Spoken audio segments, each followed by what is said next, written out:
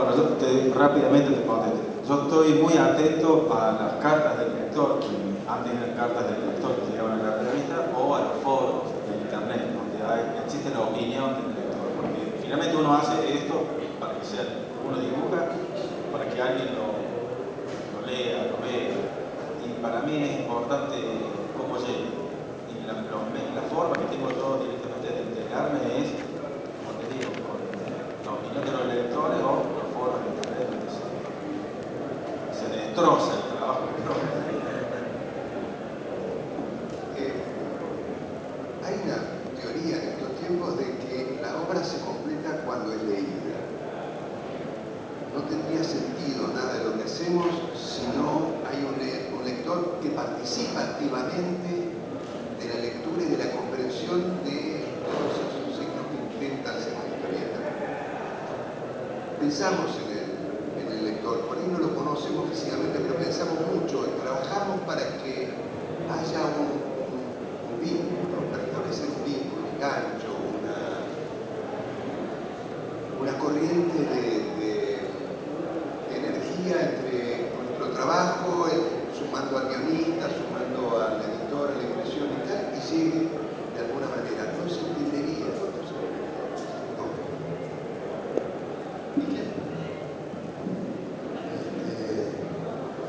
Mira, es muy difícil, ¿no? Porque justamente no conocemos a nuestros lectores. Yo la única certeza que puedo tener o que yo puedo hacer en mi trabajo, es que lo que siempre me diga a todos nosotros, todo lo que estamos en esto, es que si vos amás tu trabajo, si vos le pones alma y vida a tu trabajo, si no lo martoleás, si no lo haces de taquito, vas a llegar al lector. El lector va a apreciar de alguna manera lo que vos decís, porque digamos, se va a sentir hermanado o va a poder entrar a ese mundo en que vos te esforzaste por hacerle llegar a él.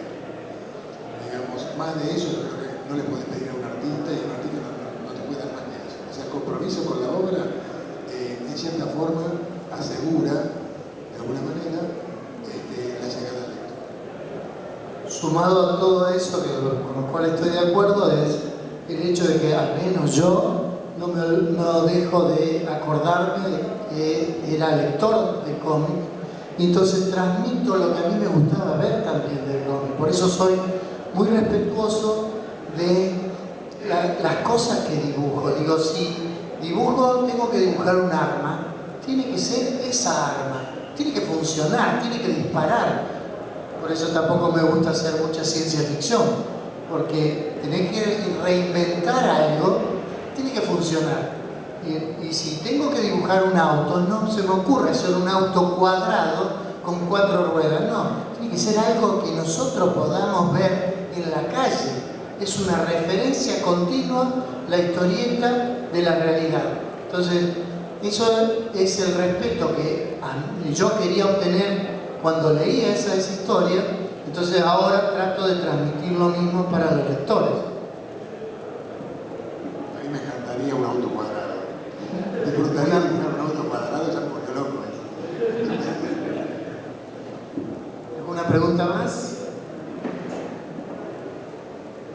Si pueden comentar algo por ahí de los trabajos que hicieron con Robin. ¿Cómo? De los inicios de los trabajos de ustedes con Robin Wood. De los inicios con Robin. Todos pasamos por Robin aquí. Sí.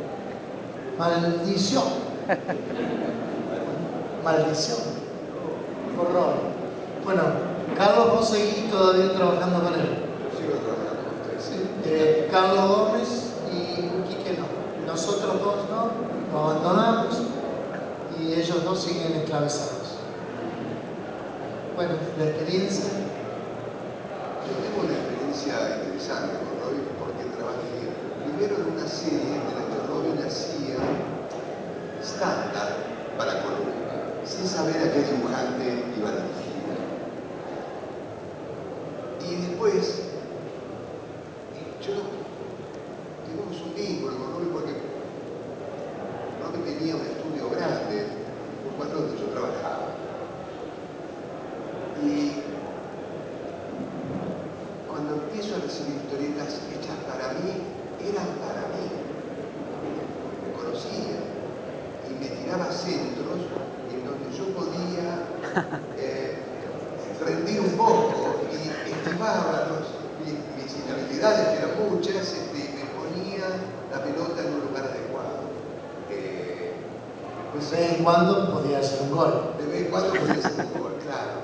Y lo mismo se repitió ahora con esta serie que hago, que toca los tópicos que a mí me interesan. Nos sentamos a charlar, me dice, tengo algo para vos. Y yo estaba sentado bien atrás en la silla, no quería escuchar. Y me dijo, la guerra civil española, y agarré el guión, y ya estaba. Era un sueño, buscar el tema que se hablaba en mi casa, de los abuelos, un tema de gran interés,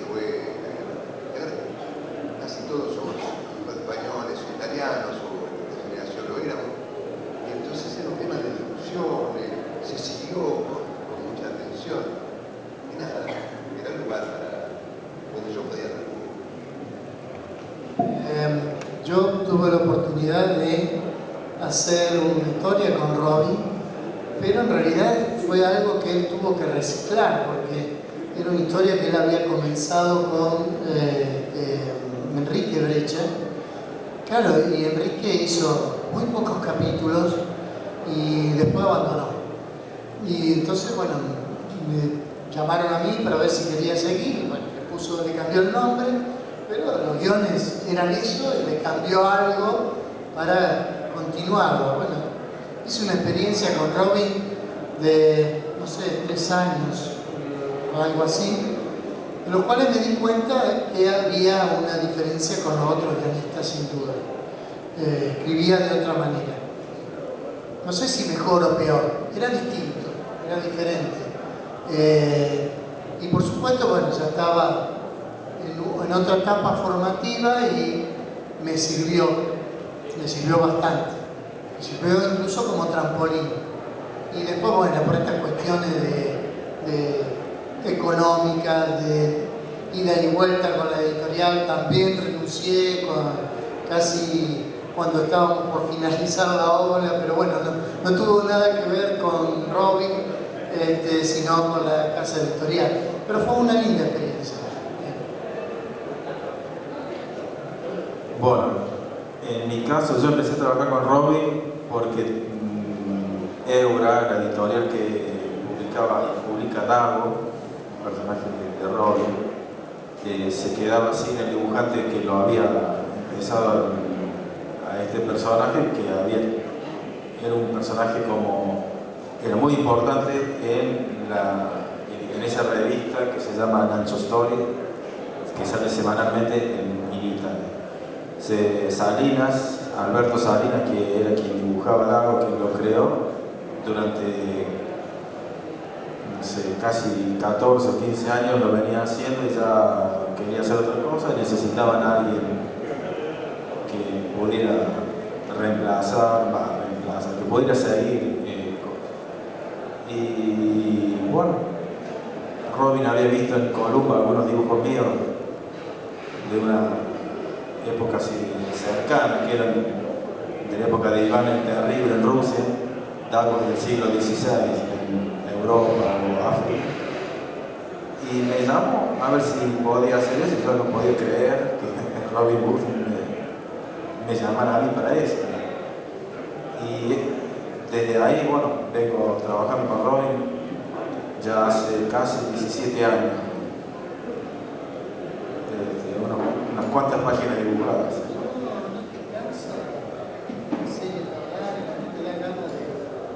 De hacer otras cosas. Sí, ahora estoy haciendo otras cosas también. En el medio también hice cosas para Bonelli, text, pero nunca dejé Dago, así hago las dos cosas. No es porque estaba haciendo 3 cosas juntas, digamos, esquizofrénico. ¿Sabes por qué te lo digo? Porque te están entrando canas ya, es como que te estás agotando. Cambia. Cambio de qué, de tintura. Sí, hay veces que uno dice, no, ya está, basta de esto, pero uno, en el caso mío, todo el tiempo estoy tratando de ponerle algo distinto al trabajo y eso no me permite Por ejemplo, yo 17 años después de dibujar, de empezar a dibujar Dago, todavía no me sale la cara de Dago. Tendré que ver, los originales están todos borrados, digamos. La expresión de la cara que yo ando buscando acá no la encuentro, estoy probando y los resultados nunca son buenos. Porque siempre estoy tratando de ponerle algo un poquito más, ya sea la documentación, la escenografía, el personaje mismo, y eso no me permite cansarme del personaje. Sí, por ahí tengo que hacer otra cosa. ¿Qué preferís? Sí, yo con Robin hice Merlín hace ya muchos años. Para mí fue un gusto enorme que él me propusiera esa historia. Él había visto un trabajo que yo he hecho con Ricardo Barreiro que se llamaba El Mago, y ya que de magos hablábamos, digo, porque no quería ser el mago por antonomasia, eso no vale. Aparte la opinión de él, a mí me había deslumbrado de pibe, ¿no? Yo había seguido mi pure, la gente favorita de todas las épocas, y de repente tener la oportunidad de trabajar con él fue un gran gusto, una gran alegría. Y bueno, disfruté mucho y puse, creo que justamente, traté de hacer honor a la historia de Merlín y puse lo mejor que podía dar en aquel momento. ¿Alguna pregunta más, muchachos? Nos estamos aproximando al final.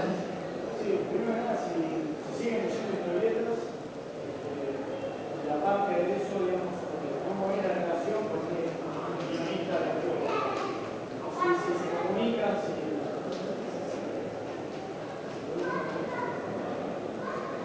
Yo leo sin ningún método, digamos. Lo que cae en mi mano lo leo, no soy un lector metódico de historia televisivo a nadie. Y con respecto a los guionistas de afuera, no sé, mi experiencia limitada es con guionistas italianos. Y sí, guionistas italianos, que en algunos casos ha sido muy fluida y muy de ida y vuelta, y en otros casos no, recibir el guión y que me diga el guionista, no, las cosas son así, no le cambié nada, así funciona, como que esto funciona así, el tipo mira a la derecha o viene desde arriba, o nada de creación propia, muy distinto al caso como es el trato con Robin. Con Robin tenemos un diálogo continuo, podemos modificar cosas, cuando vemos que hay algo que me parece a mí que funciona mejor que lo que él me dijo, él no tiene ningún problema en que lo cambie. Los guionistas de afuera son lo mismo que los guionistas de acá, de la misma especie, básicamente. Hay de todo. Mi experiencia es básicamente la que están contando ustedes, yo lo llamo guión de hierro. Es decir, existen guionistas que te dan una pauta, te dejan un espacio creativo mucho menor, donde viene marcada la escena y el orden que debe desarrollarse, tiene una descripción bastante exacta de la escena. Y no sé si es ese mi placer no es trabajar con ese tipo de guionista. Más bien en una especie de colaboración o de complementación, donde uno ayuda a contar la historia y a que se desenvuelva la historia lo mejor posible, agregando algunos cuadros, fraccionando algunas escenas o ralentando, dando tiempos de lectura. Pero el guión de hierro siempre pesado y también es especial para mí, si no es me quita mucha alegría. Yo me di cuenta que a los guionistas no se les puede creer todo cuando te sentás con ellos a hablar y te cuentan de qué va a ser la historia, cómo se va a desarrollar. Me he dado cuenta porque después cuando me llegaba el guión no era lo que me habían dicho. Entonces digo, claro, y es lógico, los tipos, o sea, tienen un principio, quizás hasta puedan tener el final, pero en el medio, en el desarrollo, hay un montón de